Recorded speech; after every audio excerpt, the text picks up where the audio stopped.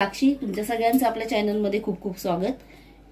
बघू शकता मी आज कोकणातली पारंपरिक अशी रेसिपी 7 कप्प्याचे घावणे बनवलेले आहेत। तर हे बघू शकता किती सुंदर असे कप्पे आलेले आहेत। तर ही रेसिपी मी कशी बनवली हे मी तुम्हाला आता दाखवणार आहे। चला तर माझ्यासोबत, पण त्याआधी चॅनलला सबस्क्राइब केलं नसेल तर नक्की सबस्क्राइब करा आणि व्हिडिओ पूर्ण पहा। थँक्यू। 7 कप्प्यांच्या घावण्यासाठी जे साहित्य आहे ते मी तुम्हाला आता दाखवून घेते। हे मी तांदूळ भिजत ठेवले होते 5-6 तास, असेच ठेवले होते। आता हे मी वाटून घेणार आहे आणि त्याच्यामध्ये जे भरायचं स्टफिंग आहे म्हणजे ज्याला आपण चून बोलतो ते खोबरं घेतलंय मी 1 वाटी, अर्धी वाटी गुळ घेतलाय किसून, तूप लागणार आहे आपल्याला, वेलची पावडर लागणार आहे आणि थोडीशी खसखस लागणार आहे। तर हे मी आधी सारण बनवून घेते त्याचं आणि हे तांदूळ वाटून घेते। बघा आपण आता ते चून करून घेऊया। जो आपण ह्याला करतो ना मोदकाला, सेम तसंच सारण आपल्याला करायचंय। तर हे बघा आता हे कढई तापायला ठेवली आहे, गॅस बारीक करते। आता थोडंसं याच्यामध्ये तूप टाकून घेते।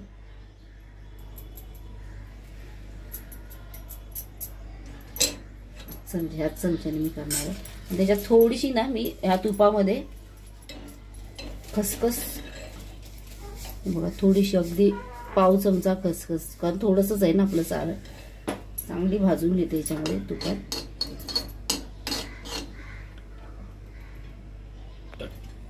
हे बघा आपली खसखस भाजून झालेली आहे। आता मी हा गूळ आणि खोबरे एकत्र करून घेते आणि ते त्याच्यात टाकते आणि ते जसं हे विरघळेपर्यंत गूळ चांगलं परतून घेते।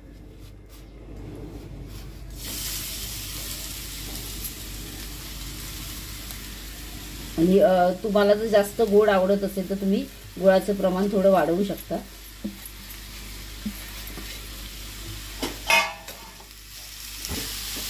एवढं असं सतत ढवळत राहायचं, आपला गुळ विरघळेपर्यंत तुपामध्ये चांगलं परतून घ्यायचं।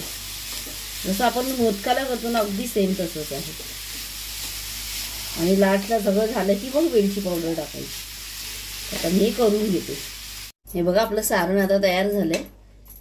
आता मी त्याच्यामध्ये वेलची पावडर टाकून घेते, गॅस बंद करते। आता आपण घावणे करायला सुरुवात करू। तर मी घावण्यासाठी पीठ भिजवते व मी वाटून आणले, त्याच्यामध्ये पाणी टाकून घेतले, त्याच्यामध्ये चवीनुसार मीठ टाकून घेते आणि त्याच्यामध्ये मी तांदळाचं पीठ मिक्स करणार आहे जे आपण भाकरीला वापरतो। हे बघा जेवढं लागेल तेवढं करते आणि दाखवते तुम्हाला कितपत करायचं ते। मला याच्यामध्ये 10-12 घावणे करायचे, त्या हिशोबाने मी पीठ तयार करणार आहे। असं हे याचे सगळे गोळे मोडून घ्यायचे, असं एकत्र मिक्स करायचे। असं तांदूळ भिजत घातल्यावर खूप छान असे घावणे येतात।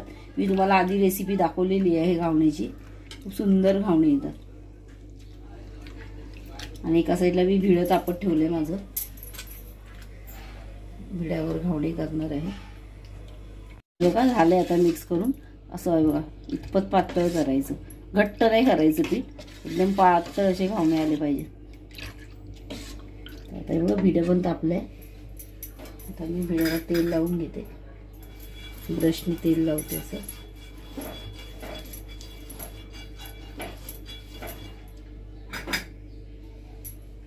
झालं आता तेल लावून, तर मी साईडनी पहिला घावणा टाकायचा आणि मग मध्ये टाकायचा।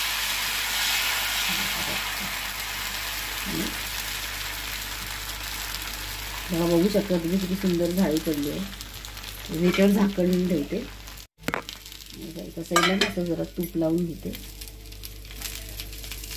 याच्यावर मी आता हे जे सारण बनवलंय बघा, बघू शकता आता घावणाचा झालाय।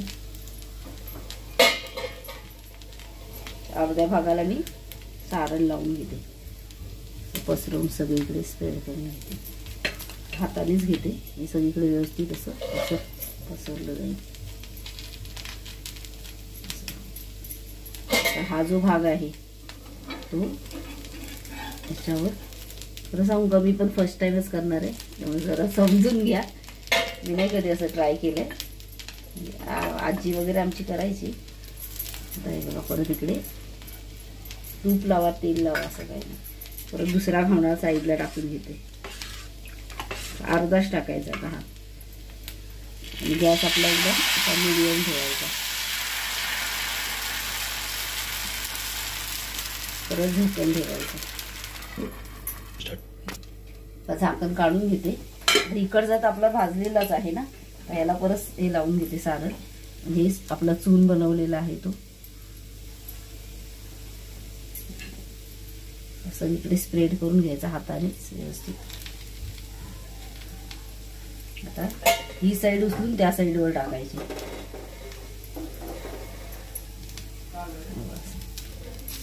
ते मस्त आलाय, सुंदर बघू शकता तुम्ही.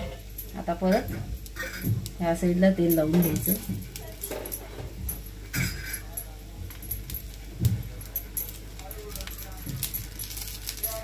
ह्या अर्ध्या भागावर परत असे 7, तुम्ही किती पण करू शकता, 5 7.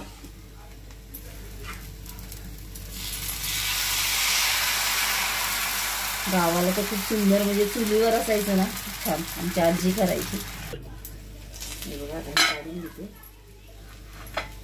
थोडस चमच्याने तूप लावते, जसं तुपाचा छान असा फ्लेवर येईल.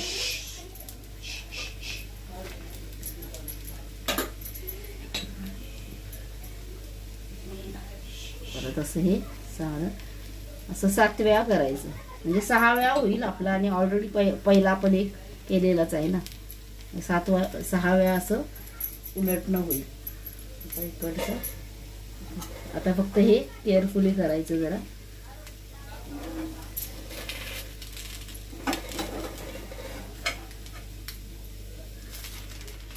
मस्त भाजलं. तेही करपलेला नाहीये. गॅस मात्र एकदा ठेवेल तसाच ठेवायचा, कमी जास्त नाही करायचा. म्हणजे जास्त मोठाल्या गॅसवर करायचीच नाही. आता परत टाकून घेते.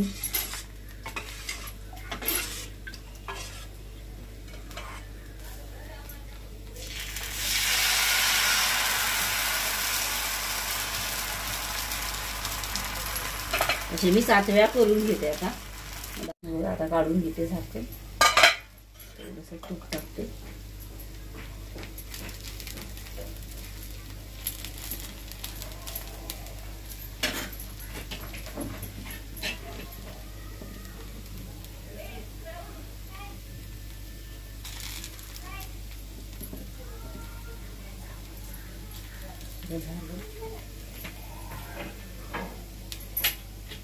हे बघा झालं. आता सारण टाकून झालंय.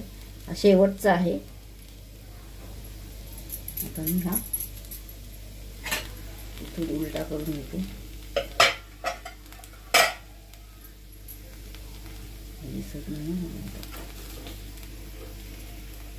हे बघा